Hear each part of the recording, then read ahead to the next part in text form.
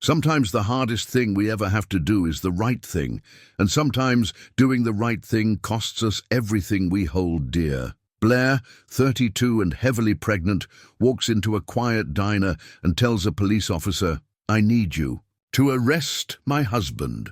She pulls out a hidden letter she found while preparing for her baby. It's her husband's confession to a hit-and-run that killed someone years ago. The officer reads the letter and starts shaking. The victim was his sister. Now 3 lives are about to change forever. But what happens when the person you love most has been living a lie? Before we jump back in, tell us where you're tuning in from, and if this story touches you, make sure you're subscribed, because tomorrow I've saved something extra special for you. The baby's nursery sat half-finished in the golden afternoon light, soft yellow walls awaiting the final touches. A crib stood assembled but empty, waiting for the little life due in 6 weeks. Blaire Martinez had spent countless hours here, folding tiny clothes and dreaming about the future. She never imagined this room would become the place where her world collapsed. It had been 3 weeks since she'd found the letter, 3 weeks since she'd been organizing David's old papers to make room for baby supplies. Her fingers had brushed against folded yellow notebook paper tucked behind tax returns. The confession letter, written in David's careful handwriting, addressed to the family of Sarah Chen. 7 years ago, on the night of March 15th, I was driving home from Murphy's Tavern. I'd had too much to drink, it began. The letter detailed how David had struck and killed a young woman, then fled the scene. How he'd written this confession 6 years ago, but never found the courage to send it. David Martinez was not a bad man. This truth made everything harder. He built playgrounds and community spaces, helped elderly neighbors, volunteered teaching, kids carpentry. When Blaire got pregnant, he'd cried with joy, immediately buying parenting books. Their marriage had been built on love, trust, and shared dreams, but none of that changed what he'd done. The diner where Blaire now sat was Murphy's, the same place mentioned in David's confession. She'd chosen it deliberately, needing to understand how a good man could make such a terrible choice. Officer Marcus Chen sat in his usual corner booth, just as he did every Tuesday at 9:30. Blaire had been watching him for 2 weeks, learning his routine. He was about 30, with kind eyes and the careful posture of someone who took his job seriously. Black coffee, wheat toast, scrambled eggs, always the same order. She'd learned his name from his nameplate. She'd learned about his sister from newspaper archives, where she'd spent hours reading about Sarah Chen's death. Sarah had been 23, a nursing student working at her parents' restaurant to pay for school, walking home from her evening shift when she was struck and killed. Marcus had joined the police force 2 years after Sarah's death. The connection was obvious. Some people carry grief by seeking justice. Now Blaire sat 3 booths away, hands wrapped around cold chamomile tea. The pregnancy made coffee overwhelming. The server had asked if she was feeling all right. "Just nervous," Blaire had replied, the most honest thing she'd said to anyone in weeks. The letter in her coat pocket was wearing thin from repeated reading. She'd memorized every word of David's careful explanation, his expression of remorse that came 6 years too late to save Sarah, but might finally bring peace to her family. That morning, David had made her breakfast, scrambled eggs and toast, exactly like Marcus was eating now. They'd discussed baby names. Emma Isabella, they'd decided. David had kissed her forehead, told her he loved her more than words could express. "You've made me a better man," he'd said, hand resting on her belly. "I can't wait to be a father." The words broke her heart because they were true. David had become better, but that didn't erase what he'd done. She watched Marcus finish his eggs and signal for more coffee. In minutes, he'd leave, returning to his patrol car. She'd either let him walk away or change both their lives forever. The baby kicked as if sensing her distress. Blaire thought about the ultrasound photo in her wallet, their daughter's grainy profile. What kind of world was she bringing this child into? She thought about Sarah Chen, who would be 30 now if she'd lived. Sarah, who might have had children, might have saved countless lives as a nurse. She thought about David, asleep when she'd left this morning, hand reaching toward her side of the mattress. David, who would be devastated by what she was about to do, but mostly she thought about her daughter, who deserved to be born into truth rather than lies. Blaire took a deep breath and slowly stood. Her legs felt unsteady, but her resolve was clear. Some decisions were too important to leave to chance. Marcus looked up as she approached, expression shifting from casual attention to professional concern as he noticed her pregnancy and distressed appearance. "Excuse me, officer," she said, voice steadier than expected.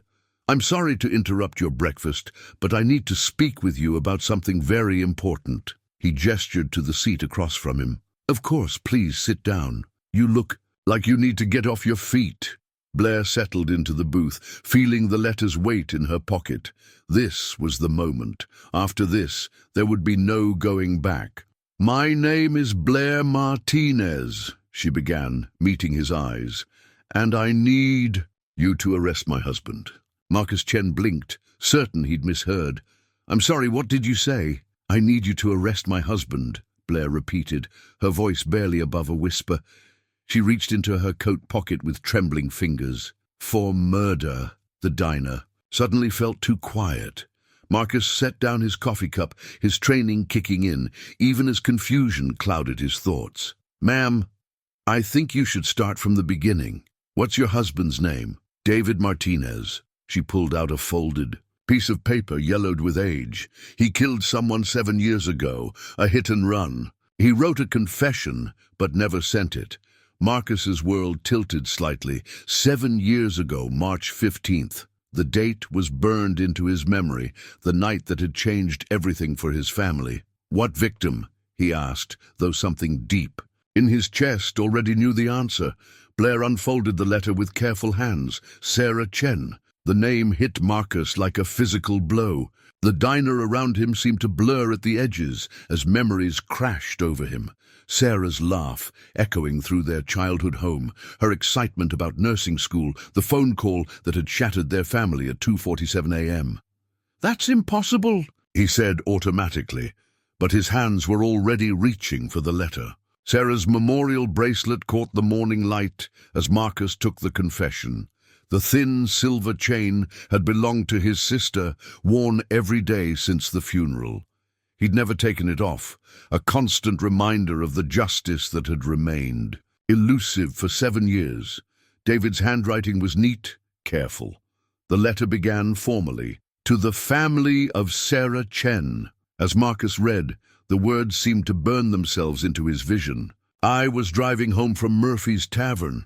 I'd had too much to drink. It was raining and visibility was terrible. I didn't see her until it was too late." Marcus's hands began to shake. This was it. The confession his family had prayed for.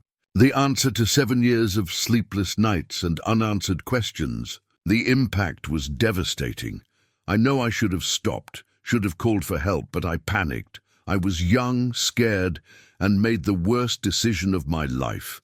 I drove away and left her there." The letter detailed everything. David's damaged car, the body shop 2 towns over, the years of guilt that followed. It described Sarah's final moments in clinical detail that only someone who had been there could know. "I think about her every day," the confession continued.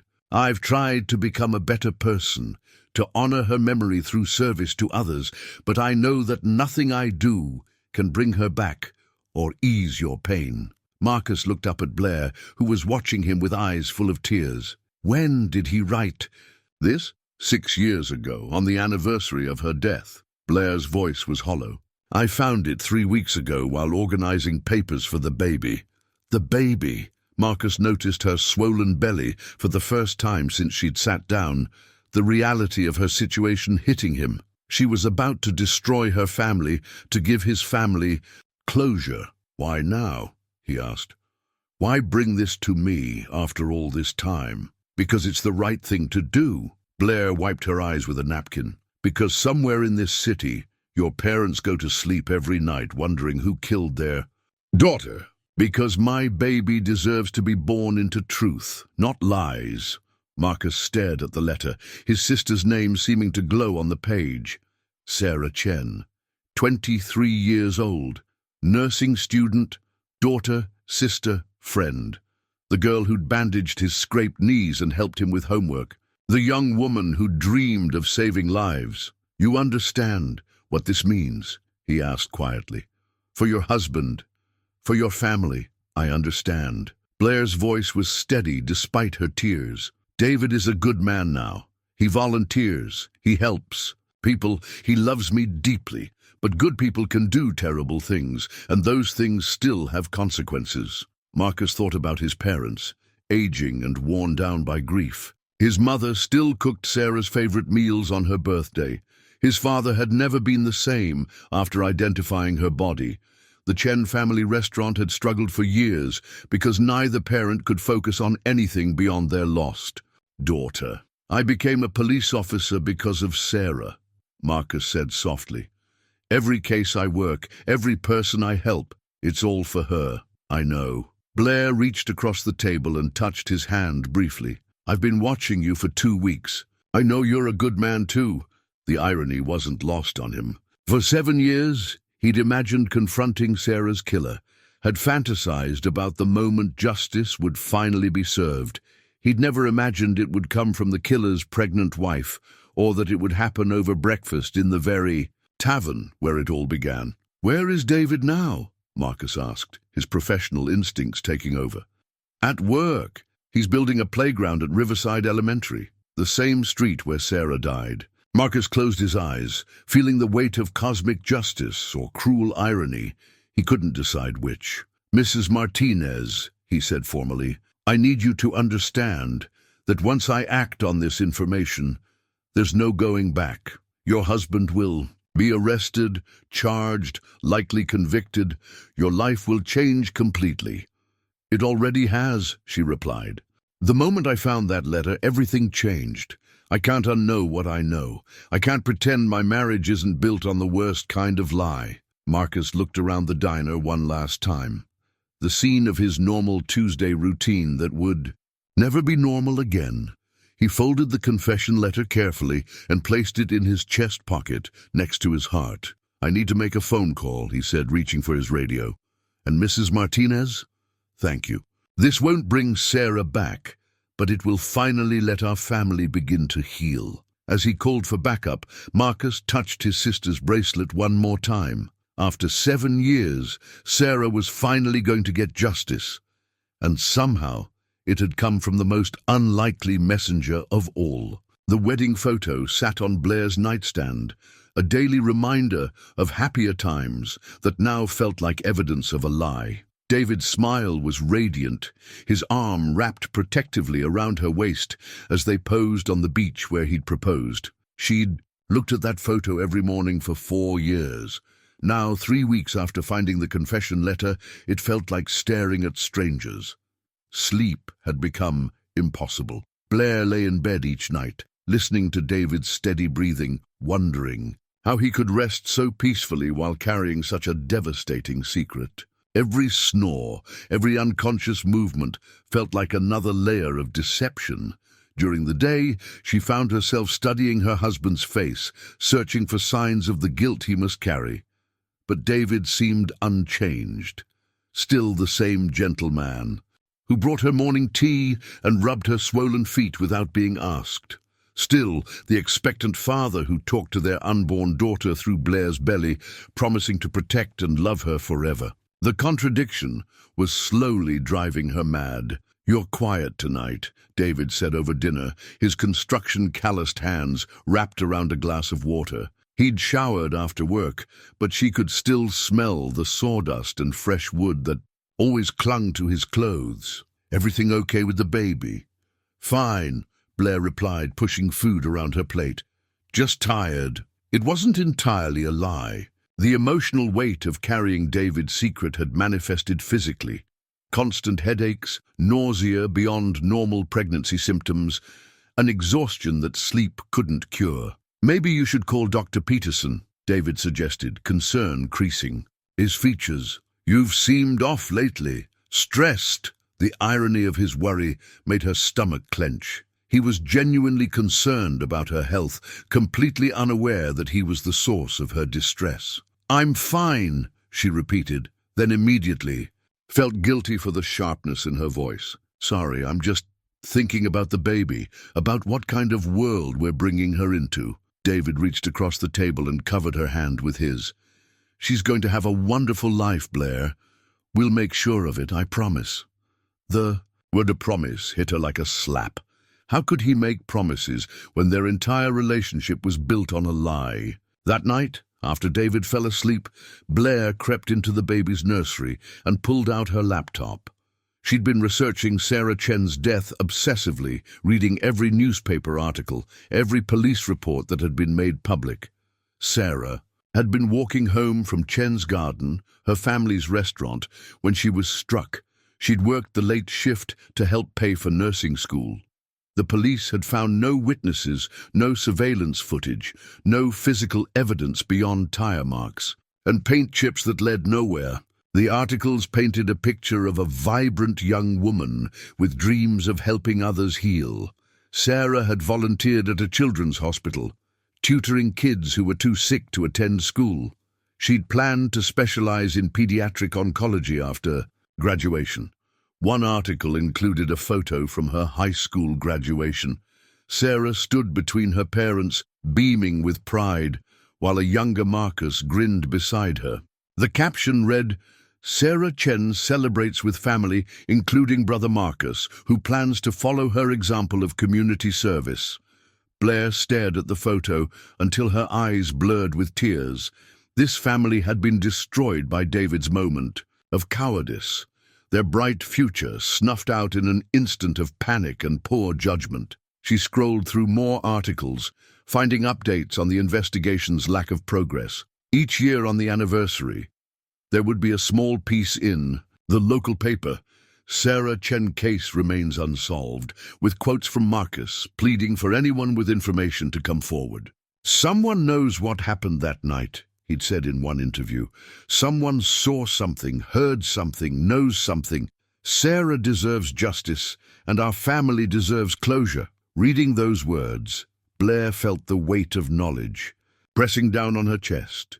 She was the someone Marcus was talking about. She held the key to 7 years of unanswered questions. But using that key would destroy the life she'd built. The next morning, she tried a different approach. While David was getting ready for work, she brought up the subject of conscience and guilt. "Do you think people can really change?" she asked, watching his reflection in the bathroom mirror as he shaved. "What do you mean?" His hand paused mid-stroke. "I mean, if someone did something terrible when they were young, something they regretted deeply, do you think they could become a genuinely good person?" David was quiet for a long moment. When he spoke, his voice was carefully controlled.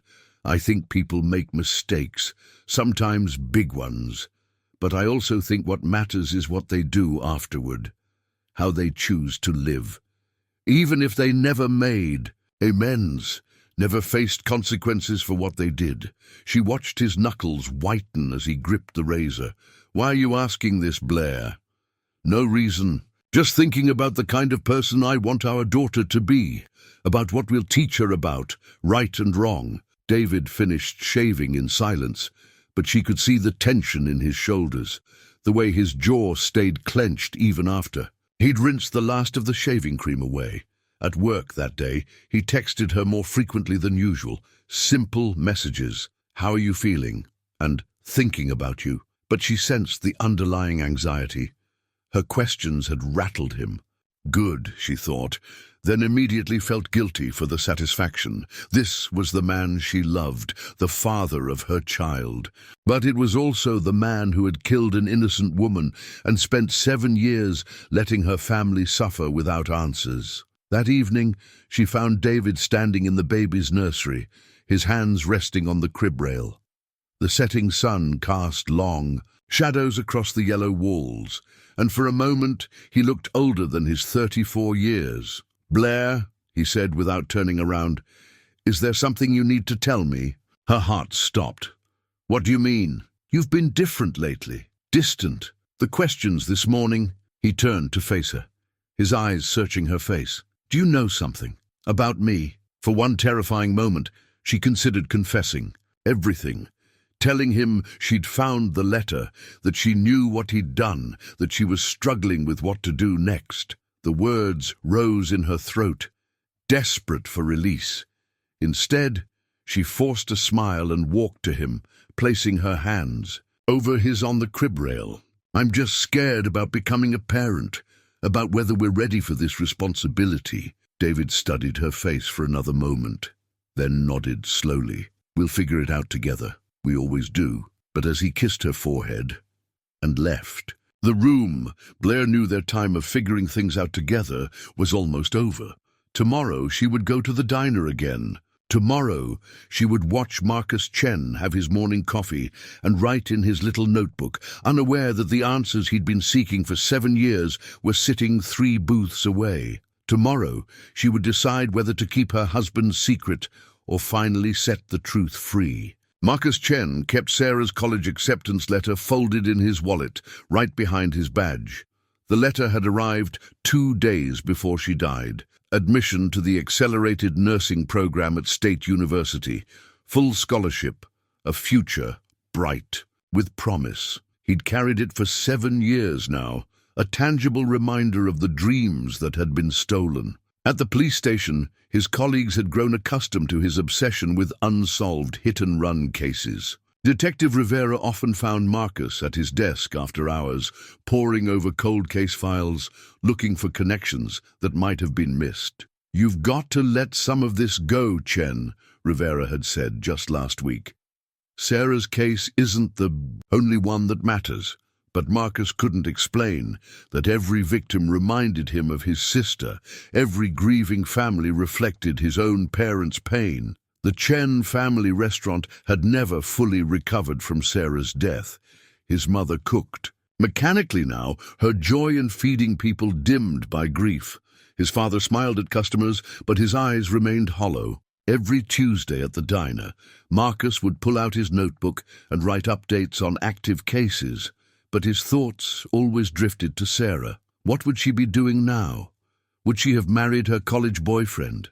Would there be nieces and nephews running around their parents' restaurant? Meanwhile, 3 blocks away, David Martinez was building another playground. His crew had noticed he'd been distracted lately, making small mistakes he'd never made before. Missing measurements, ordering wrong materials, losing track of conversations. Mid-sentence, "You feeling all right, boss?" Tommy, his longtime foreman, asked as David stared at blueprints without really seeing them.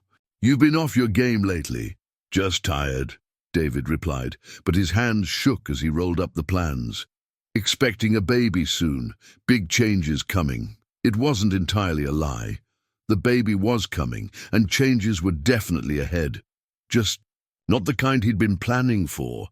David had sensed something wrong with Blaire for weeks now. Her questions about conscience and redemption had hit too close to home. The way she watched him when she thought he wasn't looking, as if studying, a stranger. Her restless nights tossing and turning beside him. He'd lived with guilt for 7 years, had learned to function despite the weight of what he'd done. But lately, the burden felt heavier. Blaire's pregnancy had awakened something in him. A desperate desire to be the man his daughter would need him to be. Some nights he'd stand in the nursery and imagine teaching their daughter about honesty and integrity, knowing he was a hypocrite. Other nights he'd consider finally sending that confession letter, but the thought of losing Blaire and the baby always stopped him. After work, David drove past Riverside Drive, the site of the accident. He'd avoided that street for years, but recently found himself drawn there. The spot where Sarah Chen had died was marked now by a small memorial garden that someone, probably her family, maintained with fresh flowers. Today, he parked across the street and stared at the memorial. 7 years had passed, but he could still remember every detail: the rain on his windshield, the moment of impact, the terrible sound of screeching brakes that came too late.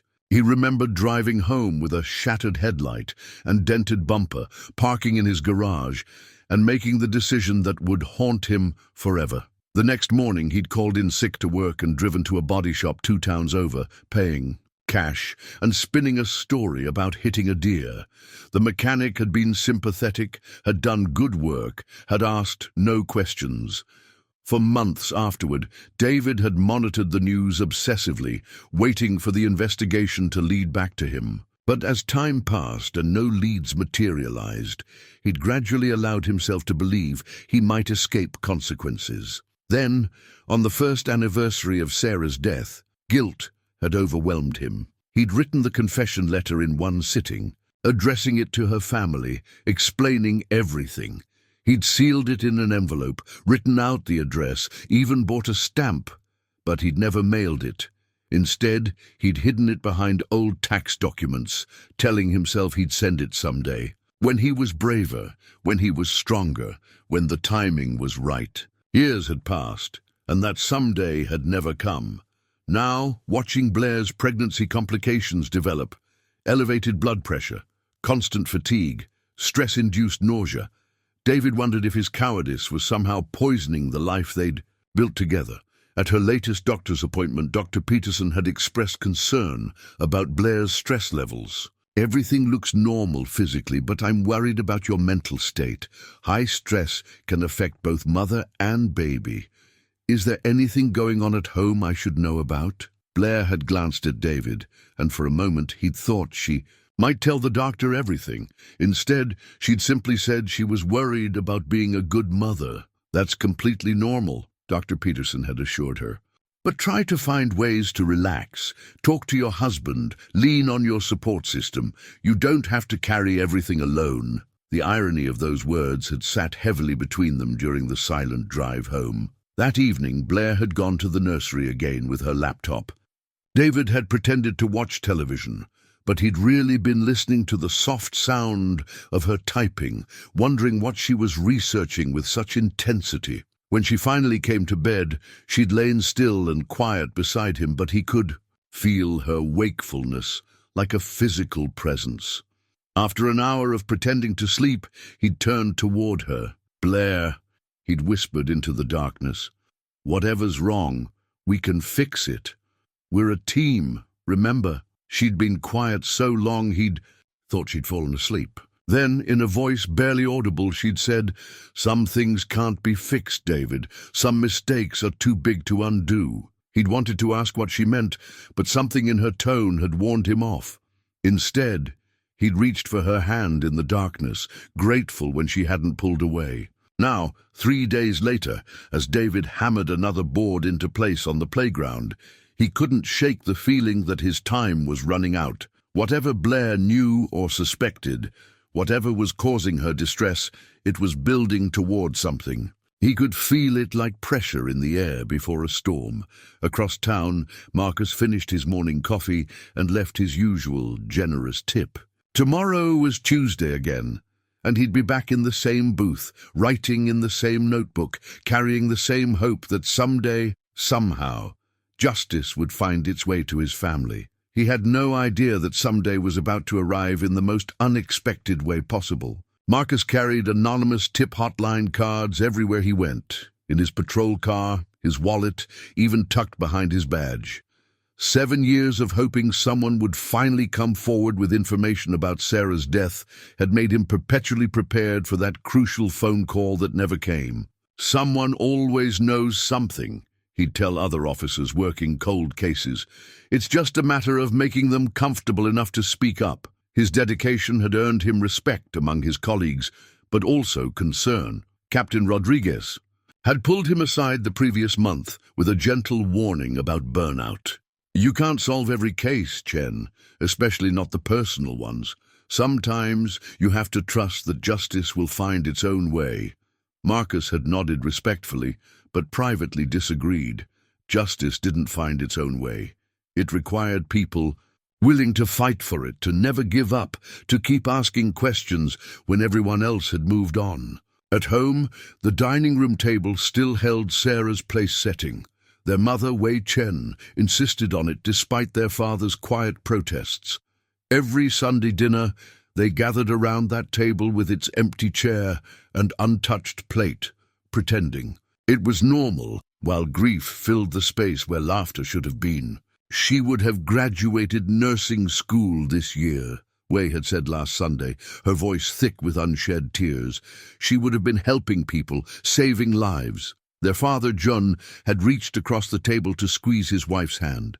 At 62, he looked much older, worn down by years of wondering who had killed his daughter and why they'd never faced consequences. The person who did this, Jun had said quietly, they have been living their life, while our Sarah cannot live hers. Every day they wake up free is another day of injustice. Marcus had promised his parents he'd never stop looking for answers, never stop pushing the investigation forward. It was a promise that drove him to work extra shifts, to volunteer for every hit-and-run case, to carry those tip hotline cards like talismans of hope. 3 miles away, Blaire had failed again to get David to confess on his own. Over the past week, she'd tried every approach she could think of. Gentle probing about guilt and redemption, pointed comments about facing consequences for past actions, even direct questions about whether he'd ever hurt anyone. Each time David had deflected or grown suspicious. Last night she'd finally asked outright, "Is there anything from your past that could hurt our family? Anything I should know before the baby comes?" David had looked at her for a long moment, conflict playing across his features. For a heartbeat, she'd thought he might finally tell her the truth. Instead, he'd kissed her forehead and said, "The only thing that could hurt our family is if we stop trusting each other." The response had felt like another layer of deception, another reason why she couldn't continue living this lie. During her lunch break from the accounting firm where she worked part-time, Blaire had driven past Chen's Garden, the family restaurant where Sarah had worked. It was a modest place with red vinyl booths and handwritten specials taped to the windows. Through the glass, she'd watched an elderly Chinese woman, Sarah's mother, serving customers with mechanical efficiency, her smile never quite reaching her eyes. A memorial photo of Sarah sat on the counter near the cash register. In it, she was wearing scrubs and a stethoscope, looking confident and compassionate. The kind of person who would have made a difference in the world. Blaire had sat in her car for 20 minutes, watching the restaurant's rhythm, understanding that her decision would affect not just her family, but this grieving one as well. The Chen family deserved to know what had happened to their daughter. They deserved the closure that only truth could provide. But truth came with a price. And that price was everything she'd built with David. That evening she'd found David in the baby's nursery, assembling a changing table he'd built himself. His hands moved with practiced precision, but his face was troubled. "I keep thinking about legacy," he said without looking up from his work. "About what kind of example we'll set for our daughter. What we'll teach her about right and wrong." "What would you want to teach her?" Blaire asked, settling into the rocking chair they'd bought at a garage sale. "Honesty," David said immediately. "The importance of doing the right thing, even when it's hard. Especially when it's hard." The irony of his words was almost unbearable. Blaire watched him work, this man who spoke about honesty while living the biggest lie of all. Part of her wanted to scream, to throw his hypocrisy in his face. Another part wanted to protect him, to preserve the illusion that had sustained their happiness. "What if doing the right thing meant losing everything you cared about?" she asked quietly. David's hands stilled. "What do you mean?" "I mean, what if telling the truth would destroy your life, hurt the people you love, change everything forever?" He was quiet for so long she thought he wouldn't answer. When he finally spoke, his voice was barely audible. "I guess I'd hope I'd be brave enough to do it anyway," he said. "I'd hope I'd choose truth over comfort, justice over self-preservation." Blaire felt tears burning her eyes. Even now, trapped in his own web of lies, David understood the moral choice. He just couldn't bring himself to make it. "And if someone else made that choice for you?" she pressed. "If someone who loved you decided that the truth was more important than protecting your secret?" David looked up sharply, his eyes searching her face. Blaire, what are you really asking? She met his gaze steadily, letting him see her pain, her conflict, her determination. I'm asking what kind of woman you'd want our daughter to become. I'm asking what you'd want her to do if she knew something that could bring justice to people who'd been suffering for years. Understanding dawned in David's eyes, followed immediately by fear. He set down his tools and crossed to where she sat, kneeling beside the rocking chair. "Whatever you're thinking," he said urgently, "please don't do anything you can't take back. Please don't destroy our family." Blaire reached out and touched his face, memorizing the features she'd fallen in love with 4 years ago. "Our family is already destroyed, David. It was destroyed the moment you decided that your freedom was more important than Sarah Chen's life." His face went white. "You know." "I know," she confirmed quietly, "and tomorrow everyone else will know too." David's work boots sat by the front door, stained with years of honest labor, representing the man he'd tried to become. But as he stared at Blaire across their daughter's nursery, those boots felt like artifacts from a life that was about to end. "How long have you known?" His voice was hollow, defeated. 3 weeks. "I found the letter when I was organizing your papers." Blaire's hand rested protectively on her belly. 3 weeks of watching you lie to my face, of listening to you. Talk about raising our daughter with honesty and integrity. David sank into the glider chair they'd picked out together, his head in his hands. "I wrote that letter 6 years ago. I was going to send it. I swear I was, but you were too much of a coward." The words came out sharper than Blaire intended, but she didn't apologize. "Just like you were too much of a coward to stop and help her. Too much of a coward to face what you'd done." "I was 26, Blaire, scared, drunk, stupid. I made the worst decision of my life in a split second. And then you made it again every day for 7 years, she shot back. "Every morning you woke up and chose to let the Chen family suffer. Every day you chose to build our life on that lie." David looked up at her, his eyes red-rimmed. "What we have isn't a lie. My love for you, our baby, that's real. Everything good I've tried to become is built on a foundation of someone else's death." Blaire stood abruptly, her pregnancy making the movement awkward. Sarah Chen was 23, David. She was going to be a nurse. She was going to save lives. I know that. Do you think I don't know that? Do you think I haven't thought about her every single day? If you'd really thought about her, you would have sent that letter years ago. The silence stretched between them, heavy with 7 years of unspoken truth. Finally, David asked the question she'd been dreading. "What are you going to do?" Blaire walked to the window, looking out at the street where they'd planned to teach their daughter to ride a bike, where they'd imagined watching her grow up safe and happy. "I already did it," she said quietly. "This morning, I gave the letter to Sarah's brother." David went very still. "Her brother? Marcus Chen. He's a police officer. He was at Murphy's Diner, the same place where you made the decision that killed his sister." Blaire turned back to face him. "Do you want to know what happened when he read your confession?" David shook his head, but she continued anyway. He started shaking. This grown man, this police officer who deals with terrible things every day, started shaking like a leaf. Because for 7 years, he's been searching for the person who murdered his sister. And that person turned out to be the man living 3 miles from his parents' restaurant. "Blaire, please." "He thanked me," she said, her voice breaking. "He thanked me for destroying our family because it meant his family could finally have peace." David stood slowly like an old man. "They're coming, aren't they? The police." "Soon." Blaire wiped tears from her cheeks. "Marcus said he'd give us a few hours. Professional courtesy, he called it. Time for you to say goodbye to your freedom." "To you," David said quietly. "Time to say goodbye to you."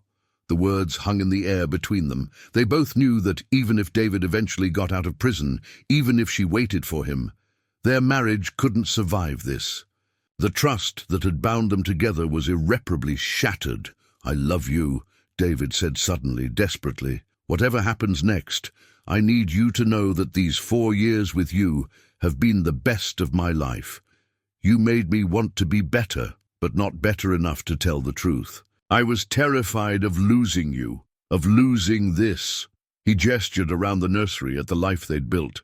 "I convinced myself that coming forward wouldn't bring Sarah back, that it would only destroy more lives. What about her family's lives? What about their right to know what happened to their daughter?" David had no answer for that. He'd spent years crafting justifications for his silence, but faced with Blaire's moral clarity, they all crumbled. "Will you be able to raise the baby alone?" he asked. "I'll have to." Blaire's hand moved to her belly again. "But she'll grow up, knowing that her mother chose truth over comfort. She'll know that sometimes doing the right thing costs us everything we hold dear." "What will you tell her about me?" Blaire considered this carefully. "That you're human, that you made a terrible mistake and then compounded it with years of cowardice, but also that you loved her, and that in the end the truth found its way out." David walked to the crib he'd assembled with such hope and joy. The mobile above it, planets and stars they'd chosen together, turned slowly in the afternoon breeze from the open window. "I dreamed about teaching her to build things," he said quietly. "Bird houses, tree forts, maybe even a playground in the backyard." "You still can," Blaire said, though they both knew it wasn't true. "Someday, when you get out." "We both know I won't get out any time soon." Vehicular manslaughter, fleeing the scene, 7 years of covering it up. David's legal knowledge was limited, but he understood enough. "I'll miss her entire childhood. That's the choice you made 7 years ago. You just didn't understand the consequences then." Through the nursery window, they could see a police car turning onto their street, moving slowly, deliberately. Marcus had kept his word about giving them time, but that time was up. "I should pack a bag," David said practically. "Already." "Done!" Blaire nodded toward a small duffel bag sitting by the door. "I thought you might want your father's watch, and the photo of us from our honeymoon." The thoughtfulness of the gesture broke something inside him. Even now, even after everything, she was taking care of him. "I'm sorry," he said as footsteps approached their front door. "For all of it. For Sarah, for her family, for you, for our daughter. I'm so damn sorry." "I know you are," Blaire replied as the doorbell rang. "That's why I still love you, and why I had to let you go." The hospital bracelet from Blaire's emergency visit lay crumpled in David's pocket as police sirens grew closer. 3 nights earlier, she'd been rushed to the hospital with severe pregnancy complications, elevated blood pressure, concerning a fetal heart rate, symptoms that terrified them both. In that sterile hospital room, with monitors beeping and IV lines snaking across Blaire's arm, David had finally come close to confessing everything. "If something happens to you or the baby," he'd whispered, gripping her hand, "I don't know how I'll live with myself. There are things I should have told you, things I should have faced a long time ago." "What things?" Blaire had asked weakly, hope and dread warring in her chest. David had opened his mouth to speak, the confession hovering on his lips like a living thing desperate for release. But then Dr. Peterson had entered with test results, and the moment had passed. "Everything looks good," the doctor had announced. "Baby's heart rate is back to normal. But we need to address your stress levels, Mrs. Martinez. This kind of episode could be dangerous if it happens again." Lying in that hospital bed, Blaire had felt the weight of her decision crystallize. She'd been researching Sarah Chen for weeks. By then, learning details that made her situation even more heartbreaking. Sarah hadn't just been a nursing student, she'd been pregnant too. The newspaper archives hadn't mentioned it, but a deeper search through medical examiner reports had revealed the devastating truth. Sarah Chen had been 12 weeks pregnant. When David's car struck her on that rainy night, 2 lives had been lost, not 1. "Did you know?" Blaire asked now as David stared at the police car in their driveway. "Know what?" "That she was pregnant. That you killed 2 people that night, not 1. David's face went ashen. "What? No, that's impossible. The news reports never—" "The family kept it private. She wasn't showing yet, probably hadn't even told many people." Blaire's voice was steady despite her tears. "But I found the medical examiner's report. Sarah Chen and her unborn child both died because of your choices. David stumbled backward, as if she'd struck him. Oh God, I didn't. No, I swear I didn't know. Would it have mattered? Would you have sent the confession if you'd known about the baby? He couldn't answer. Couldn't think beyond the crushing realization that his moment of cowardice had cost 2 lives instead of 1. Zara's family hadn't just lost a daughter, they'd lost a grandchild they might never have had the chance to meet. The doorbell rang again, more insistent this time. Mrs. Martinez, this is Officer Rodriguez. We'd like to speak with you and your husband. There's something else, Blaire said quietly as David moved toward the door. About Marcus. About why this is happening now. David paused, his hand on the doorknob. He doesn't just patrol this area randomly, she continued. He requested this. Meet specifically. He's been driving past our house for months, David. He knows where you work, where you live, what kind of car you drive. What are you saying? I'm saying he's been watching you. Maybe not consciously, maybe not with any real suspicion, but he's been drawn here.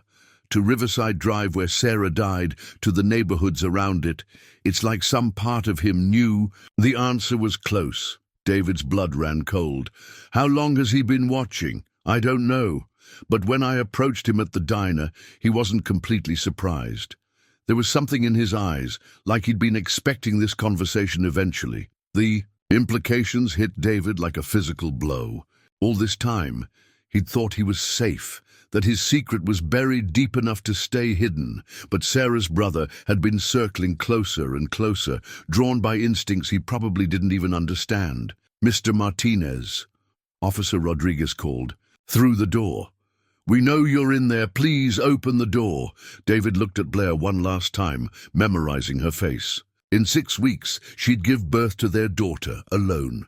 She'd explain to their child why Daddy wasn't there for birthdays and bedtime stories. She'd bear the weight of his choices for the rest of her life. I love you, he said again. I know, she replied. That's what makes this so hard. David opened the door to find 3 officers waiting on his front porch. Marcus Chen stood slightly behind them, his face a mask of professional composure, but his hands were shaking slightly. David Martinez? Officer Rodriguez stepped forward. You're under arrest for the vehicular manslaughter of Sarah Chen. You have the right to remain silent. As the Miranda rights were read, David's eyes found Marcus.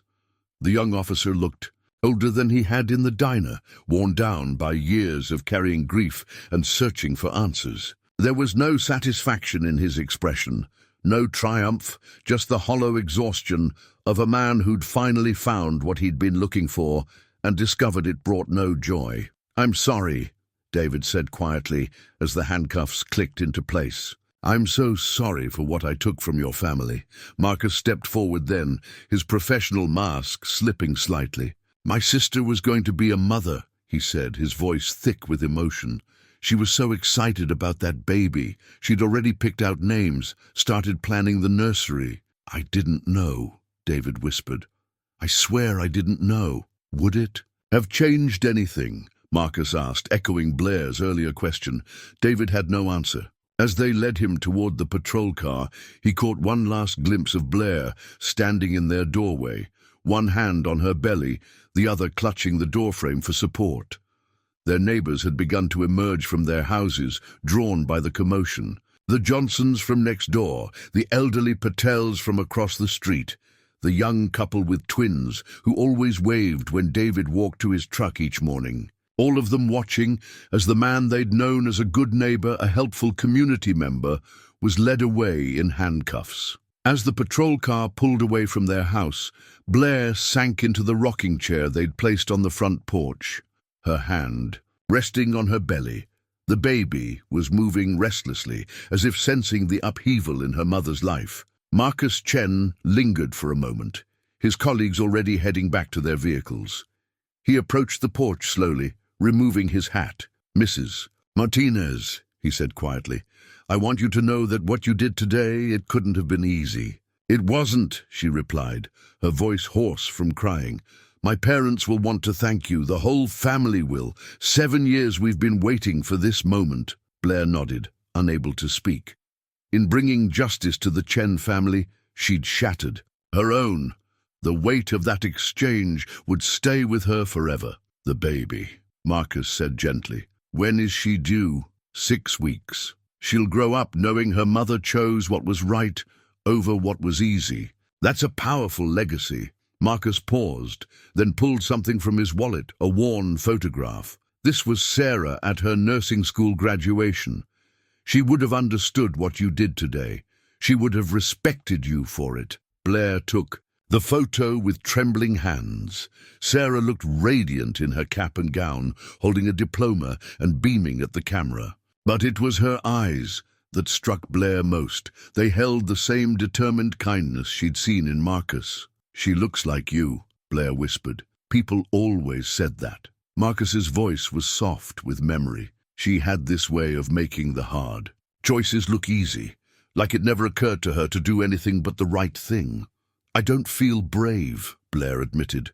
"I feel like I've destroyed everything." "Sometimes destroying the wrong thing is the only way to build something right," Marcus replied. "Sarah taught me that. She said the hardest part of being a nurse wouldn't be the medical procedures. It would be telling families truths they didn't want to hear. But healing can't begin until someone's willing to name the wound." As Marcus walked away, Blaire sat alone on her porch, still holding Sarah's graduation photo. The sun was setting over the neighborhood where she'd planned to raise her daughter, with the man she loved. Tomorrow, she'd have to call in sick to work, find a lawyer, figure out how to navigate the legal proceedings that would follow. But tonight, for the first time in 3 weeks, she would sleep without the weight of David's secret crushing her chest. The truth was finally free, and with it the possibility of healing for both families. She looked at Sarah's photo one more time before tucking it carefully into her pocket, next to the ultrasound image of her own daughter. 2 young women, connected across time by courage and consequence. One whose life had been cut short by a moment of cowardice, another who would grow up knowing that sometimes the right choice is the hardest choice of all. The ultrasound photo sat on Blaire's nightstand, a grainy image of their daughter's profile that both motivated and tormented her final decision. In the early hours before dawn, 3 days after David's arrest, she studied her baby's features. In the dim light, trying to prepare for the life they would now face together, the media attention had been relentless. Pregnant wife, turns in husband for 7-year-old hit and run, dominated local news cycles. Reporters camped outside their house, neighbors whispered behind curtains, and Blaire's phone buzzed constantly with interview requests she had no intention of answering. Her mother had driven up from Phoenix the day after David's arrest, taking charge with the efficiency that had carried their family through previous crises. Margaret Torres was a practical woman who'd raised 3 children alone after Blaire's father died young. "You did the right thing, Misha," she'd said simply, unpacking groceries in Blaire's kitchen, as if feeding people could solve any problem. It was the hard thing, but it was right. The certainty in her mother's voice had been both comforting and crushing. Blaire wanted to feel that confident in her choice, but mostly she felt hollow, like someone had scooped out her insides and left only the shell behind. David's first phone call from jail had come 2 days after his arrest. Blaire had stared at the phone for 6 rings before answering. "I don't blame you," were his first words. "I want you to know that. I don't blame you for any of this. I blame me," she'd whispered back. "For both of us. Don't. You did what I should have done 7 years ago. You were braver than I ever was." They'd talked for the allocated 15 minutes, about practical things mostly. David's lawyer, the charges he was facing, the mortgage payment that would be due soon. Neither of them mentioned the baby directly, but she was present in every pause, every careful word. "I love you," David had said as the call time ran out. "I know," Blaire had replied, but she hadn't said it back. The words felt too complicated now, weighted with too much pain. The Chen family had reached out through Marcus, requesting a meeting. Blaire had been dreading and anticipating it in equal measure. Yesterday morning, she'd driven to their restaurant. During the quiet hour between lunch and dinner, Wei and Jun Chen were smaller than she'd expected, aged by grief but dignified in their pain. They'd prepared tea with careful ceremony, and Wei had insisted on serving Blaire homemade dumplings despite her protests that she wasn't hungry. "You carry life," Wei had said in accented English, gesturing toward Blaire's belly. "You must eat." The conversation had been stilted at first, navigating the impossible terrain of forgiveness and justice. "How do you thank someone for destroying their own family to give yours peace? Sarah would have liked you," Jun had said eventually, studying Blaire's face. She believed in doing right thing, even when it was hard, even when it cost something. "She was pregnant too," Blaire had said quietly. "I'm sorry for your loss, both losses." Wei's composure had cracked then, tears flowing freely for the first time since Blaire had arrived. "We did not know if we should tell people about baby. Sarah wanted to wait until she was further along, but yes, we lost grandchild too." "Boy or girl?"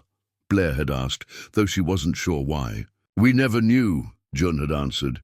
Sarah wanted to be surprised. They'd sat in silence after that, three people bound together by tragedy and choice, by the ripple effects of one terrible night 7 years ago.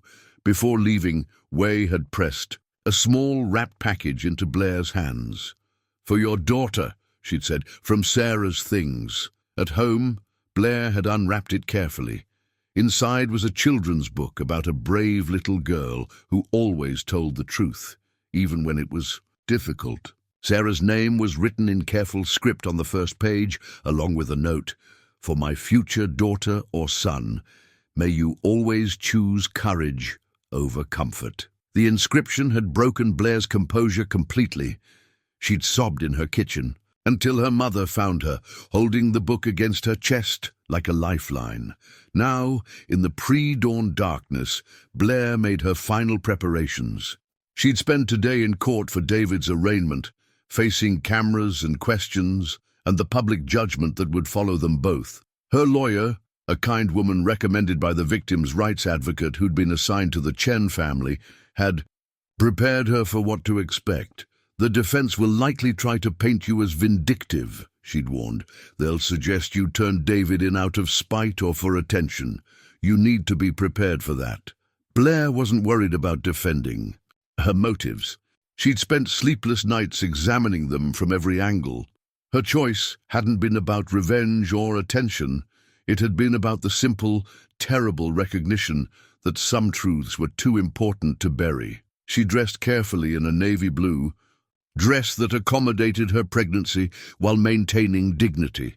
Her mother had offered to come with her, but Blaire wanted to face this alone. David would see her in the courtroom, and she wanted him to see that she was strong, that she could carry the weight of her decision. The ultrasound photo went into her purse, a reminder of why truth mattered. In 6 weeks, she'd hold her daughter. For the first time.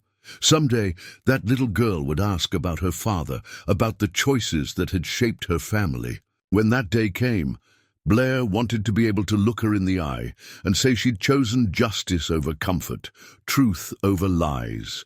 She made breakfast she couldn't eat, drank tea that tasted like ashes, and waited for the morning to begin. Outside, she could already hear the news vans starting their engines, preparing for another day of coverage. Today, David would enter his plea. Today, the legal process that would determine his future and theirs would officially begin. Today, the consequences of 7 years of silence would finally start to unfold. Blaire touched her belly one more time, feeling her daughter's responding kick. "We're going to be okay," she whispered. "It won't be easy, but we're going to be okay." For the first time in weeks, she almost believed it. Marcus's coffee cup sat untouched on the courtroom table, growing cold as the morning's proceedings unfolded. 6 months had passed since that Tuesday morning at Murphy's Diner when Blaire Martinez had walked into his life with a confession that changed everything. Now, in the packed courthouse, he watched David Martinez stand before Judge Harrison to receive his sentence. The trial had been swift by legal standards. David's guilty plea had eliminated the need for lengthy proceedings. His lawyer had negotiated well, emphasizing his client's remorse, his years of community service, and his cooperation with the authorities. But the facts remained unchanged. Vehicular manslaughter, fleeing the scene, and 7 years of covering up his crime. "Mr. Martinez," Judge Harrison began, her voice carrying the weight of experience with such cases, "you've pleaded guilty to vehicular manslaughter and leaving the scene of an accident resulting in death. Before I pass sentence, is there anything you'd like to say?" David stood slowly, his orange jumpsuit a stark contrast to the construction clothes Marcus had seen him wearing in surveillance photos. 6 months in jail awaiting trial had changed him. He was thinner, his face marked by the kind of exhaustion that came from carrying guilt in a place where there was no escape from your thoughts.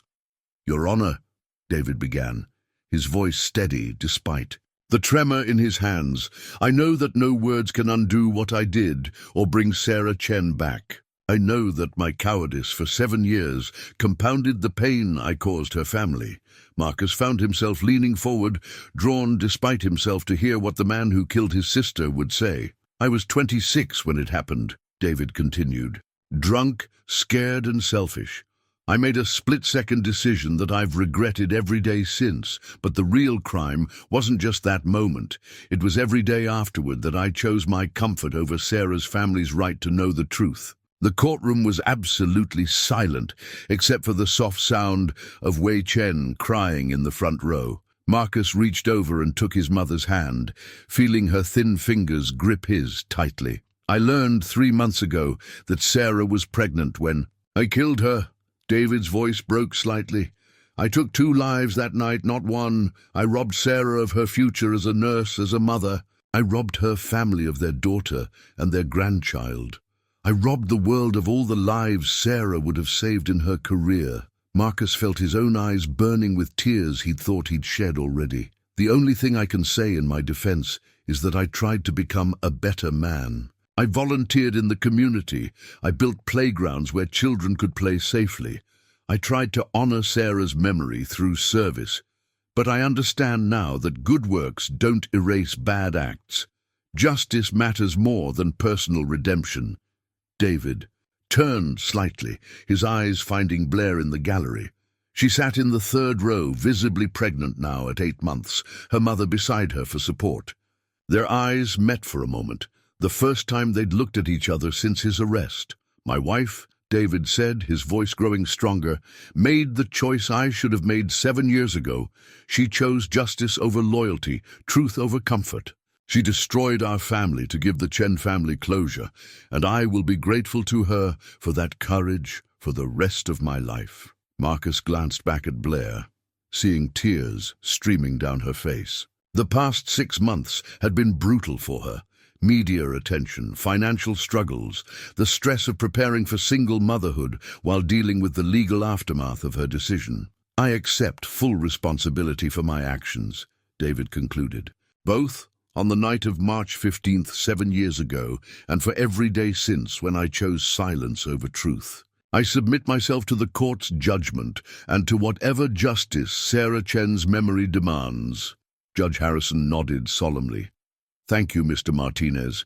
I've reviewed the victim impact statements from the Chen family, the character witnesses on your behalf, and all the circumstances surrounding this case." She paused, consulting her notes. Marcus felt his heart pounding as they approached the moment he'd been both anticipating and dreading for months. "The crime you committed was serious, not just the vehicular manslaughter itself, but your decision to flee and remain silent for 7 years.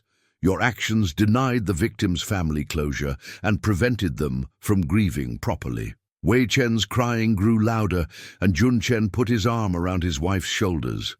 "However, I also note your eventual cooperation, your guilty plea, and the genuine remorse you've demonstrated. I note that it was actually your wife who brought this matter to light, showing that the weight of this secret had become unbearable even to those who loved you." Marcus held his breath, knowing that the next words would determine how much justice Sarah would finally receive.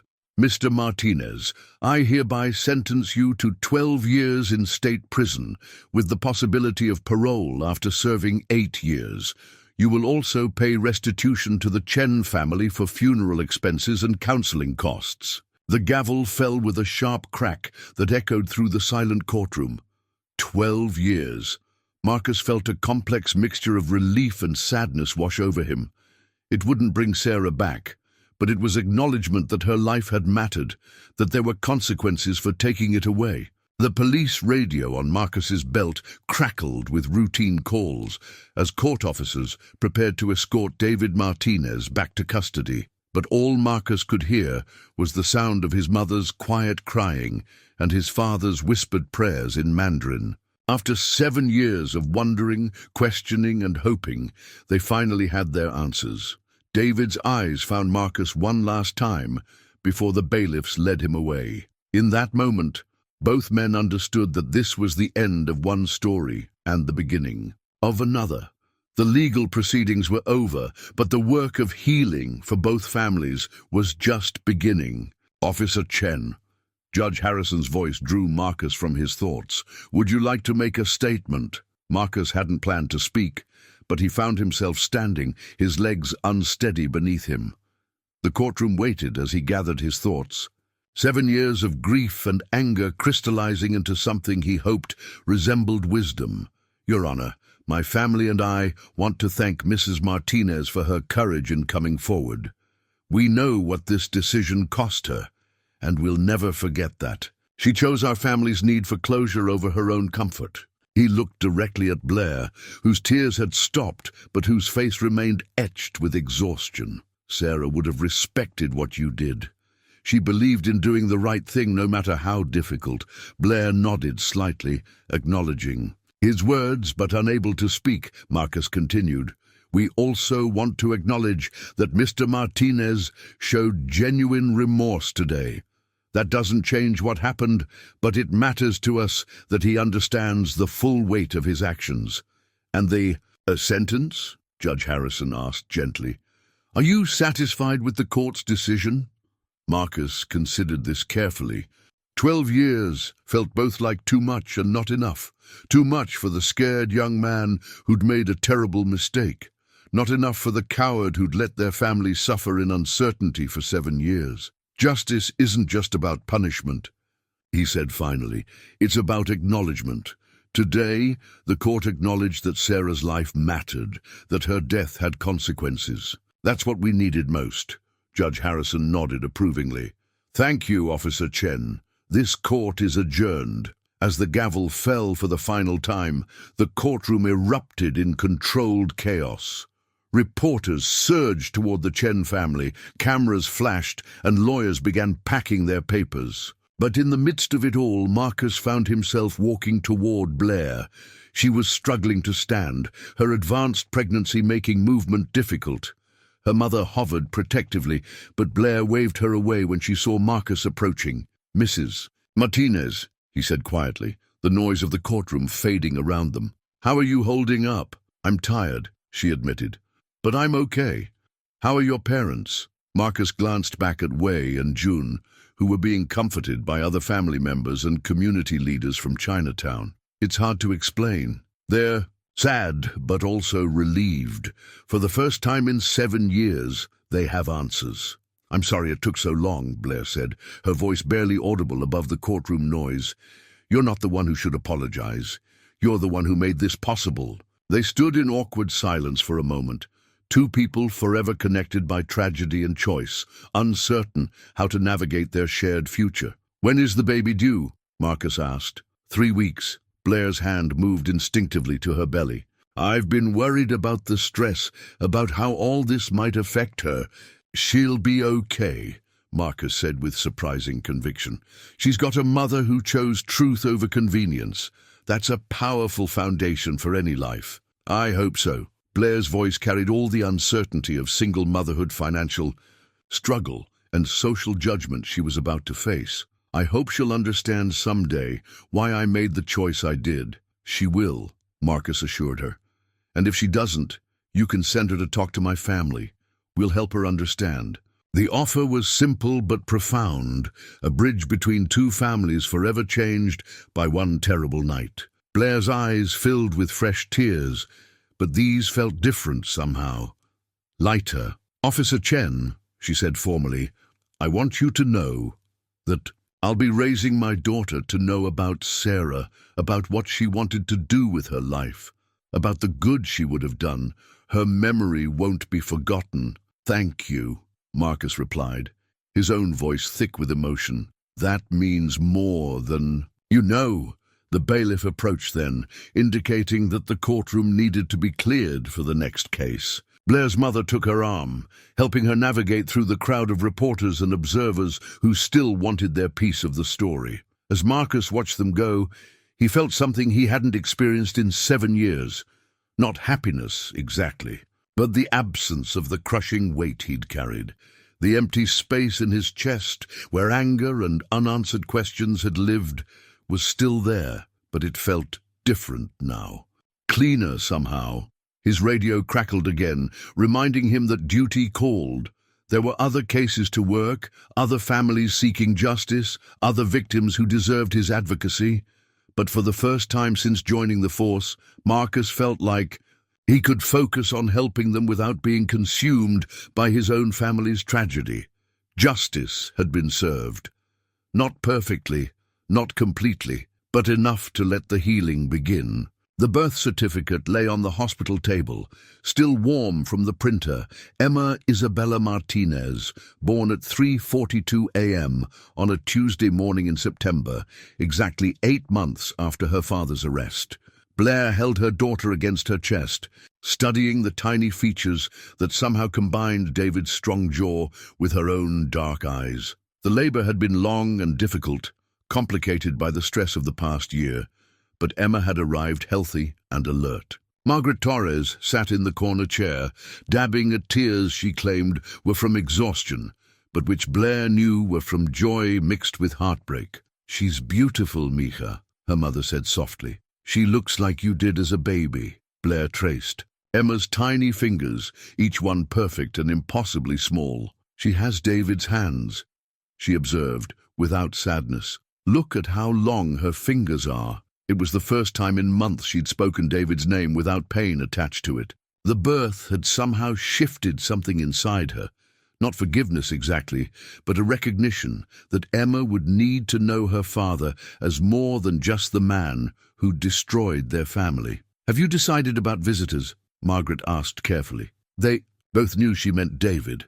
Prison policy allowed for supervised visits from immediate family, including newborns. Blaire had been struggling with the decision for weeks. "Not yet," Blaire replied, though she was beginning to suspect she already knew what she'd choose. The flowers had started arriving an hour after Emma's birth. The Chen family had sent a beautiful arrangement of white lilies with a card that simply read, "For new beginnings." The Chen family. There were flowers from David's construction crew, from neighbors who'd supported Blaire through the trial, from complete strangers who'd followed the story in the news. But it was the small potted plant that meant the most, a sapling oak tree from Marcus Chen, with a note explaining that it was planted in honor of both Sarah's memory and Emma's future. "For strength that grows slowly but lasts forever," his card read. Dr. Peterson arrived for the final check, pronouncing both mother and daughter healthy enough for discharge. "You did beautifully," she told Blaire. "I know this year hasn't been easy for you. How are you feeling about going home?" Home. The word still felt complicated. Blaire had sold the house where she and David had planned to raise their family. Too many memories, too many reporters, too much debt from legal fees. She'd moved into a small apartment across town, close to her job and far enough from the past to feel like a fresh start. "I'm ready," Blaire said, and meant it. The drive home was quiet, Emma sleeping peacefully in her car seat, while Margaret provided a steady stream of reassuring chatter about feeding schedules and sleep patterns. But Blaire's mind was elsewhere, processing the magnitude of the change in her life. 9 months ago, she'd been married to a man she thought she knew completely, planning a future that seemed certain and secure. Now she was a single mother, financially stretched but emotionally clearer than she'd been in years. The apartment was small but bright, with a nursery she decorated in soft greens and yellows. The crib was different from the one David had assembled. This one came from a second-hand store and wobbled slightly when Emma moved. But it was theirs, earned through her own work and choices. That evening, after Margaret had gone home and Emma was sleeping soundly, Blaire made the phone call she'd been postponing. County Correctional Facility, this is Officer Williams. This is Blaire Martinez. I'd like to arrange a visit for my husband to meet his daughter. There was a pause as the officer consulted records. Ma'am, you'll need to fill out the appropriate paperwork. Visits with inmates are subject to approval and supervision. I understand. When would be the earliest possible appointment? Let me check the schedule. Mr. Martinez can have visitors on Wednesdays and Saturdays. This Saturday is open if you can get the paperwork in by Thursday. Saturday, 3 days away, enough time to change her mind or to grow more certain in her decision. I'll be there Thursday with the paperwork, she said.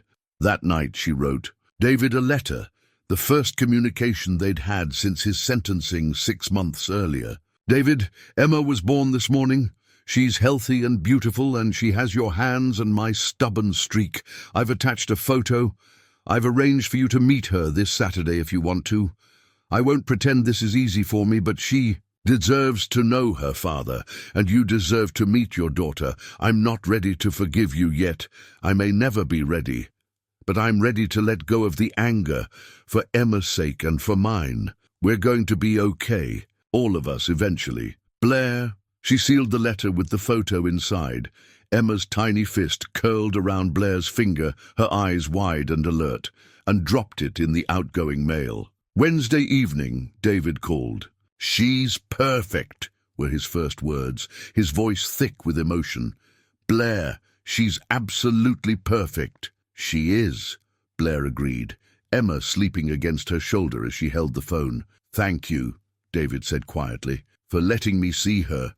For giving me this chance. I know I don't deserve it. This isn't about what you deserve, Blaire replied. This is about what Emma needs. She needs to know her father exists, that he loves her, that his mistakes don't define her worth. I love you, David said suddenly. Both of you. I know I have no right to say that anymore, but I know you do, Blaire interrupted gently. That was never the question. The question was whether love was enough to build a life on. For us it wasn't, but for Emma it might be enough to build a relationship on. Saturday's visit was awkward and beautiful and heartbreaking all at once. David cried when he held Emma for the first time. This tiny person who carried his DNA but would grow up in a world shaped by his absence. Emma studied his face with serious dark eyes, as if memorizing features she might not see again for months. She looks like you, he told Blaire. She looks like hope, Blaire replied, and in that moment, in a prison visiting room surrounded by guards and other broken families, it felt true. Emma represented the possibility that people could rise above their circumstances, that truth could lead to healing. That love, even complicated, fractured love, could create something beautiful. 6 months later, Blaire stood in her apartment, watching Emma take her first wobbly steps toward the oak sapling Marcus had given them, now growing. Strong in a pot by the window, outside, the world continued its complicated dance of justice and mercy, truth and consequence. But inside, a mother watched her daughter discover her own strength, and knew that sometimes the hardest choices lead to the most beautiful outcomes.